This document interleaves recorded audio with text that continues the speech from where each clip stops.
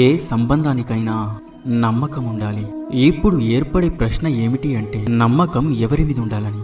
అది మీకు అర్థం కావాలంటే ముందుగా మీకు ఇది అర్థం కావాలి. కట్టడానికి ఉపయోగపడే తాడు దృఢంగా ఎలా తయారవుతుంది? ప్రతి తాడు మూడిటితో పినవేసుకుంటుంది. నమ్మకం విషయంలో కూడా అంతే. ఈ విధంగానే నమ్మకం కూడా ఆధారపడి ఉంటుంది. మీరు ఎవరితో నమ్మకం అనే బంధం జోడిస్తారో వాళ్ళకి మీ జీవితంలో 3 విషయాలు తెలిసి ఉండాలి, అర్థం చేసుకోగలగాలి. మొదటిది, మీ నవ్వు వెనుక దాగి ఉన్న మీ బాధ. రెండవది, మీ కోపం వెనుక ఉన్న మీ ప్రేమ.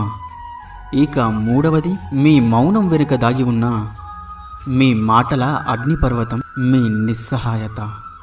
ఎవరికైతే మీ జీవితంలోని ఈ 3 మాటలు, ఈ 3 విషయాలు తెలుస్తాయో, మీరు అలాంటి వారితో బంధాన్ని ఏర్పరచుకున్నట్లయితే మీ జీవితం చాలా అంటే చాలా ఆనందంగా ఉంటుంది. రాధా కృష్ణ.